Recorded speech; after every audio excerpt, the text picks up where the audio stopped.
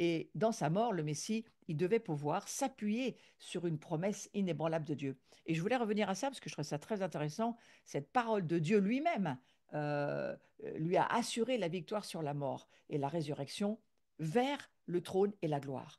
Et nous aussi, nous devons avoir le même parcours dans notre cœur, pas seulement dans notre cerveau, bien que ça puisse servir quand même à quelque chose sur ce domaine-là, mais on a besoin dans notre cœur de voir comme Jésus que si nous passons par la mort de notre vieille nature, j'ai dit bien notre vieille nature, hein, je ne parle pas de la chair, notre vieille nature à la croix, et que nous mourrons, nous la considérons comme morte clouée à la croix, et que nous ressuscitons avec le Christ dans la nouvelle création, donc forcément avec une nouvelle nature. La nouvelle nature, c'est celle de Melchisédek, donc c'est la nature de gloire de Dieu qui vient comme une semence et qui doit se développer, hein. Je l'ai tellement dit beaucoup de fois que j'ai l'impression que je me répète, mais je vais quand même me répéter encore un peu pour dire cette nouvelle nature doit se développer, passer d'une semence à l'arbre de vie dont il est question dans Apocalypse 22. Je crois que c'est pas seulement de Jésus dont il est question, mais c'est de tout le corps que nous sommes avec lui. Donc c'est ce grand jardin finalement que nous sommes. Donc ce voyage que Jésus a dû faire, nous le faisons aussi, mais il faut le voir dans son éternité et dans sa, on va dire, sa complétude. Et en fait, il va passer donc par la mort, nous aussi. Il va passer par l'ascension et la résurrection, nous aussi. Pour faire quoi? Pour s'asseoir sur le trône avec lui. Nous sommes assis avec lui sur le trône. Je répète que c'est pas je suis, c'est nous sommes. Donc nous passons dans un temps apostolique où aujourd'hui il n'est plus question du je, mais il est question du nous, d'une famille, d'un collectif. Dieu a derrière la tête de retrouver sa famille. Il s'est toujours fait appeler notre Père et pas notre chef ou notre rabbin, hein. Il a dit notre Père qui est aux cieux. Donc il insiste sur le fait qu'il faut laisser tomber ça va sur cette terre parce que ça permet de nous y retrouver, mais dans les cieux, je ne pense pas qu'il y ait ni catholique, ni protestant, ni juif, quel qu'il soit. Je pense qu'il y aura le Messie et que nous serons en lui qui il est, et nous nous appelons déjà d'ailleurs des croyants. Donc nous serons cet ordre sacerdotal dont il est question, mais pas seulement assis sur le trône, mais parce que je pense qu'on va finir par se lever de ce trône de temps en temps quand même, hein. J'espère pour nous, parce que moi, je n'aime pas être assise trop longtemps toute la journée. Mais pourquoi? Mais parce que nous allons régner et vivre dans la gloire. C'est ça le but. Donc le but de tout ce voyage dont il est question, c'est pour vivre dans la gloire de Dieu. Et c'est la chose qu'il ne faut pas oublier. Donc quand Dieu est en train de nous dire à plusieurs endroits sur la planète, ma gloire revient, déclare-la, cherche-la, rentre à vivre dedans. C'est important. Il faut que nous comprenions que c'est vraiment ce que Dieu est en train de nous dire. Il nous prépare pour son retour, parce que lui, s'il revient, la gloire revient avec lui. Il ne lui revient pas sans sa gloire, évidemment, il est gloire. Donc voilà, et il faut, je crois, rattacher ça à ce qu'on est en train de vivre, même sur des convocations comme on en a eu là. Et merci Carlos pour nous y avoir finalement invité puis permis de le vivre, hein. Alors lui, il est monté direct, hein, il n'était pas au courant, mais nous, voilà, on est ici à continuer à chercher à la vivre et c'est ça qui doit nous motiver. Donc cette parole, elle introduit l'humanité dans le sacerdoce royal au service de Dieu le Père, pour toujours. C'est pour retrouver sa famille, c'est pour régner avec elle que Jésus va mourir, et c'est pas seulement pour qu'elle soit délivrée de ses péchés, enfin guérie, qu'elle reste assise quelque part et qu'elle attende Jésus. Non, non, c'est pour que elle puisse saisir que nous sommes appelés au règne. Et un guetteur, c'est quelqu'un qui est en train de guetter parce qu'il va avoir à régner, à intercéder, à prier, à parler, à commencer à manifester avec ce qu'il peut, de là où il en est. Mais tout le monde a un appel, tout le monde a un appel à commencer à régner déjà sur son cœur, sur sa vie, sur la sphère d'influence que Dieu nous, nous donne, hein. Et c'est différent pour chacun, mais voilà, c'est quand même quelque chose qu'il faut voir. Et au-delà, c'est au-delà du voile que le ministère de grand prêtre, il prend toute sa signification. Pour le moment, c'est au-delà du... Pour le moment, hein, c'est ce Melchisédek, roi de Salem, sacrificateur du Dieu Très-Haut, qui alla au-devant d'Abraham, lorsqu'il revenait de la défaite des rois, qui le bénit. Et à qui Abraham va donner toute, on va dire, la dîme de tout ce qu'il a. Il va donner la dîme de tout ce qu'il a. Donc il y a quelque chose déjà qu'Abraham a compris au travers on va dire, de la discussion qu'il a eue avec Melchisédek, qui est d'abord roi de justice, d'après la signification de son nom, et ensuite roi de Salem, c'est-à-dire roi de paix. Donc ce Melchisédek qui a bien vraiment ces deux ministères. Et c'est de là où je veux repartir aujourd'hui. Donc Zacharie, lui, va parler d'une manière très prophétique. Il va dire, dans Zacharie 6, versets 12 à 13, je vous lis ce passage, tu lui diras, ainsi parle l'Éternel des armées, voici un homme dont le nom est Germe. On parle évidemment de Yeshua, de Jésus. Germera dans son lieu, bâtira le temple de l'Éternel. Il bâtira le temple de l'Éternel, il portera les insignes de la majesté.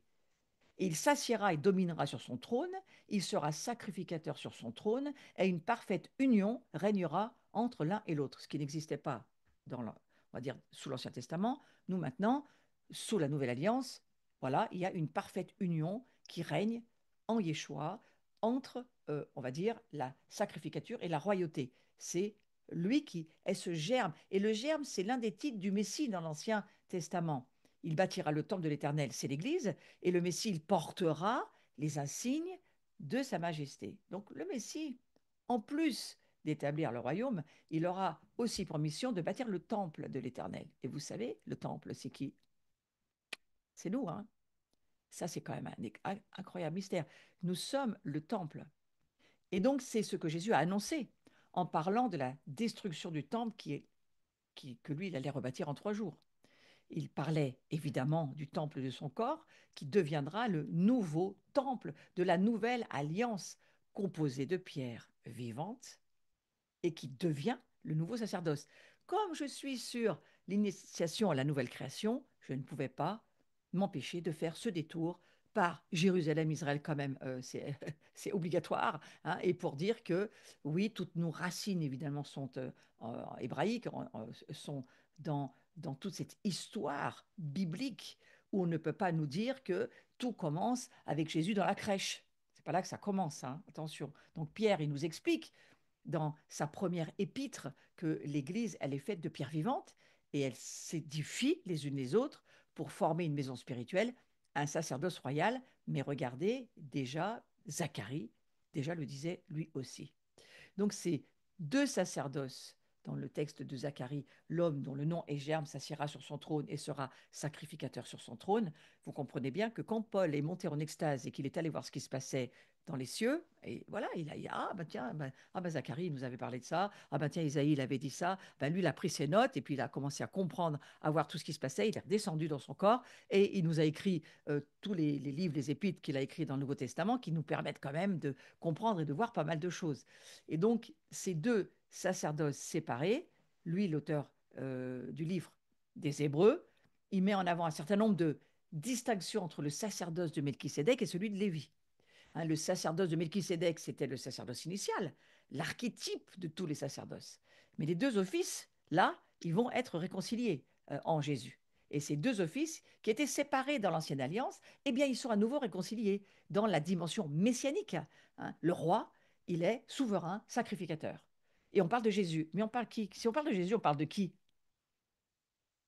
De nous. Il faut que ça devienne un réflexe. Hein. On parle de la tête, on parle du corps. Chaque fois que je vous parle de Jésus, je parle de vous. Donc si je nous dis Jésus est ça, vous dites, ah ben alors si la tête est comme ça, le corps il est comme ça aussi. Alors oui, ben oui, oui, c'est sûr. Et Jésus, il vient pour détruire tous les murs de séparation et pour ramener la réconciliation. Donc l'autorité sociétale, elle n'est plus séparée de la dimension sacerdotale et elles sont réunies en une seule personne, le Messie. Et c'est ça qui est extraordinaire. C'est que nous, on a un Christ qui va redescendre sur la terre. Et ce Christ, voyez-vous, quand il va gouverner à la fois par la prêtrise, mais aussi par la royauté. Et ça, pour nous, c'est extrêmement rassurant. Par contre, je ne serais pas rassurée aujourd'hui d'avoir un gouvernement dirigé par, entre guillemets, de la religion, voyez, parce que ça, regardez, l'histoire du monde, oubliez, hein, c'est catastrophique. Mais là, non, là, ça va être parfait. Voilà. Donc, la spécificité de Melchisédek, eh bien, c'est d'être ce modèle du nouvel ordre sacerdotal. Melchisédek, c'est un modèle, c'est un ordre sacerdotal supérieur, parfait, parce qu'il est céleste et qu'il est éternel.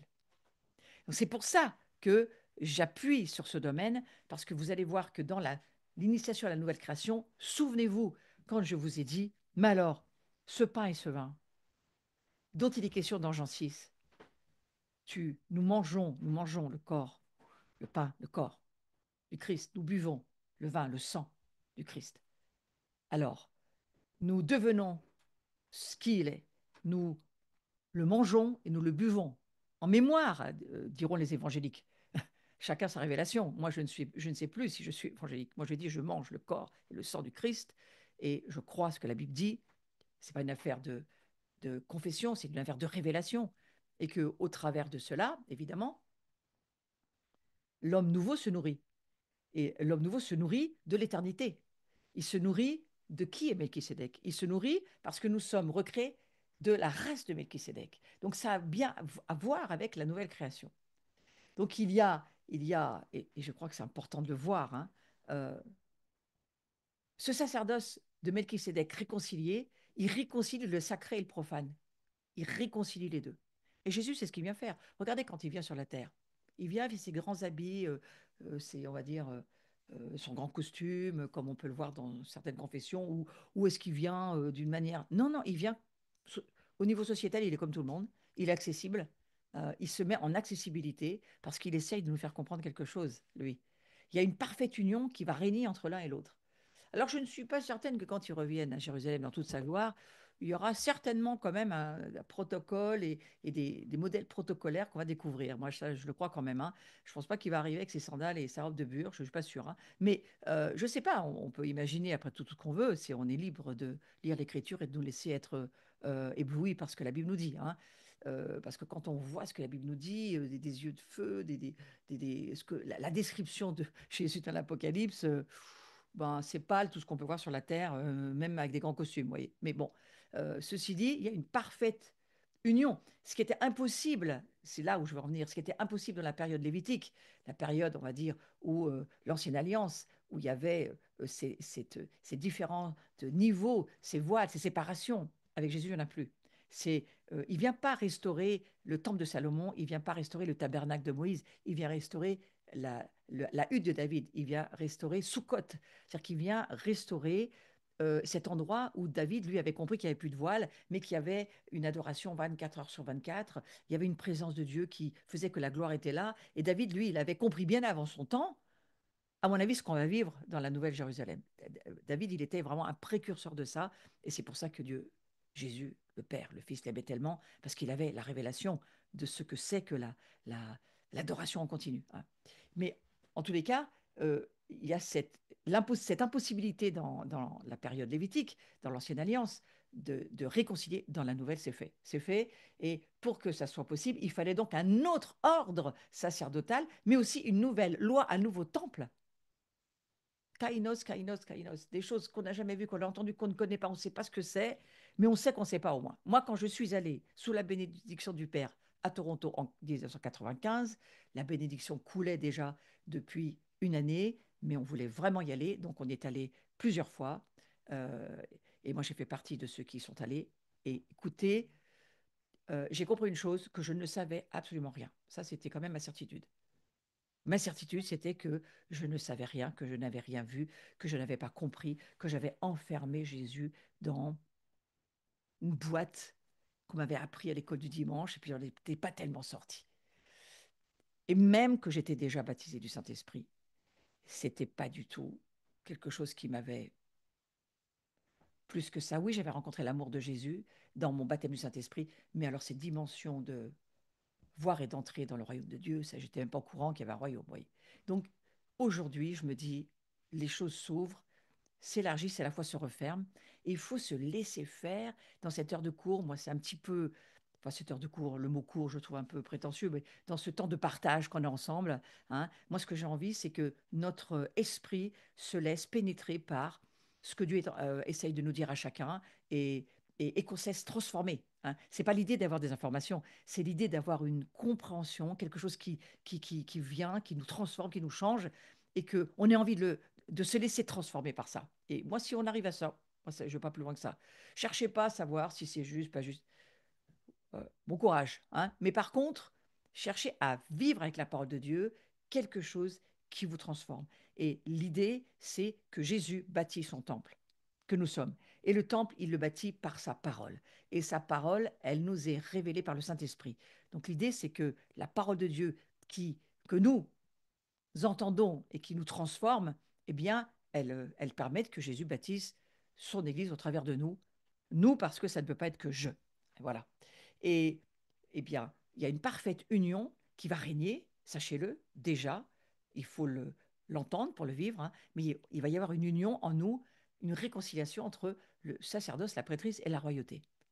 Donc c'est, voilà, il bâtit le temple de l'Éternel, verset 13, je pense que c'est toujours, oui, Zacharie 6, 13, il bâtira le temple de l'Éternel, un peu plus loin, une parfaite union régnera entre l'un et l'autre. Parfaite union, ça vous rappelle pas quelque chose? L'union commune de notre esprit avec l'esprit de Dieu qui fait qu'on est né à nouveau, qu'on est transformé, ça y est, on est devenu, verbe d'état, une nouvelle création. On ne fait plus partie de l'ancienne création, on fait partie de la nouvelle. Et maintenant, il faut rentrer et se laisser. Alors, le terme initiation, attention, ça fait un peu sec, j'aime pas trop ça, mais bon, j'ai pris ce mot parce que ça nous explique quand même que il faut s'initier, rentrer dans quelque chose pour pouvoir, comme le dira Jésus à Nicodème, Nicodème, il faut voir, puis ensuite il faut rentrer. Il faut aller de gloire en gloire. Il faut avancer de révélation en révélation. Et donc, quand tu tires le premier Kleenex de la boîte, tu as le deuxième, tu as le troisième, tu as le quatrième. Et moi, ça fait 30 ans que la boîte de Kleenex ne s'est jamais arrêtée et que les mouchoirs ont toujours continué. C'est une boîte qui ne s'arrête jamais. Donc, le prophétique, c'est quand même ça qui est formidable, hein. Essayez, si vous voulez, et vous verrez que ça marche. Ouais. Donc, il s'agit, dans cette histoire du Père et du Fils, Christ, il était à la droite du Père, sur le trône, je reviens dans cette histoire de trône, il remplit les ministères à la fois de prêtre et de roi, hein, je crois que je l'ai bien dit, il est le précurseur, le premier né d'entre les morts. Lesquels morts? Parce qu'il y en a bien d'autres qui étaient nés d'entre les morts. Non, non, non. Lui, le premier-né d'entre les morts, mais qui sont ressuscités de l'esprit. Personne n'est ressuscité de l'esprit avant Jésus. Ils sont morts, ils sont partis quelque part. Je ne suis pas capable de vous dire où. Mais quand Jésus va être ressuscité, c'est son esprit qui va être ressuscité. Et au travers de la résurrection de son esprit, il devient on va dire, cet homme Dieu qui n'a jamais existé avant qu'il soit là, cet homme Dieu qui, d'une certaine manière, nous contient. Lorsque nous croyons en lui, nous étions déjà en lui avant la fondation du monde, mais il fallait que nous le croyions pour le devenir. Hein, c'est comme si Dieu a une pensée, mais il faut qu'elle se manifeste par la foi que nous avons. Et nous, notre foi, nous fait rentrer dans le Christ et devenir qui il est. Vous me suivez? Voilà, on va essayer de continuer. Donc, il est donc le précurseur. Il ouvre la porte.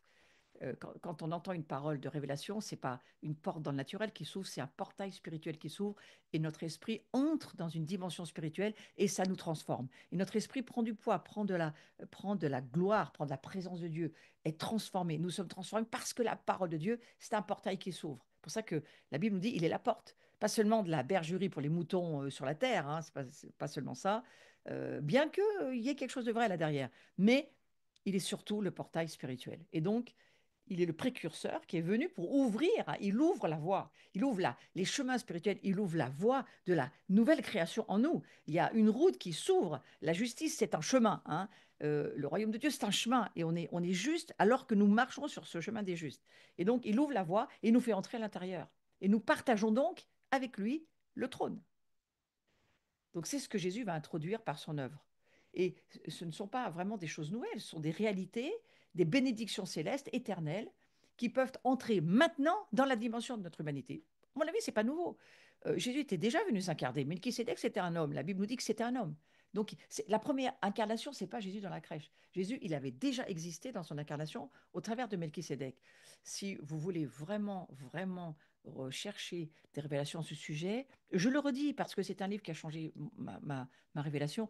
Qui a visité Abraham de Hacher Intrater? Ceux qui suivent mon cours depuis longtemps, vous le savez. Ceux qui me rejoignez, vous ne le savez pas. Donc, j'ai la gentillesse de vous en reparler parce qu'il faut lire ce livre.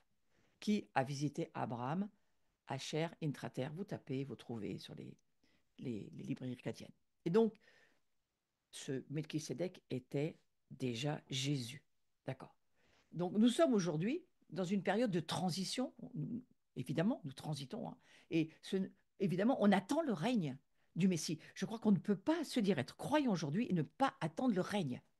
Quand j'entends dire, je ne sais pas, certains le disent, je crois qu'ils ont certainement des bonnes informations, mais qu'il y aurait 80%, je ne sais pas si c'est vrai, hein, mais qu'il y aurait 80% de croyants qui ne croient pas que Jésus revient, mais enfin, pour moi c'est insensé, ça n'a pas de sens. Parce que alors, ce qu'on vit n'a pas de sens. Donc voilà, je ne sais pas si c'est vrai, j'en sais rien, je ne vais pas aller voir, mais je trouve que c'est un gros chiffre et qui fait un peu peur. Dans tous les cas, on est dans cette période où nous attendons le règne du Messie qui revient, et je vous le redis, il a un corps, il revient sur terre, et l'adresse, c'est en face de la porte dorée. Donc c'est une nouvelle création glorifiée, mais qui se, Dieu crée à partir de l'existant, hein. Quand Jésus est devenu homme, il n'est pas venu comme ça, baguette magique, tac, tout à coup, il a apparu comme un, vous savez, comme aujourd'hui on peut le faire dans le monde virtuel. Non, il est rentré avec une semence dans le corps d'une femme. Il a fallu qu'à partir du naturel, le divin puisse se développer. C'est comme extraordinaire d'y penser. C'est extraordinaire de penser à ça.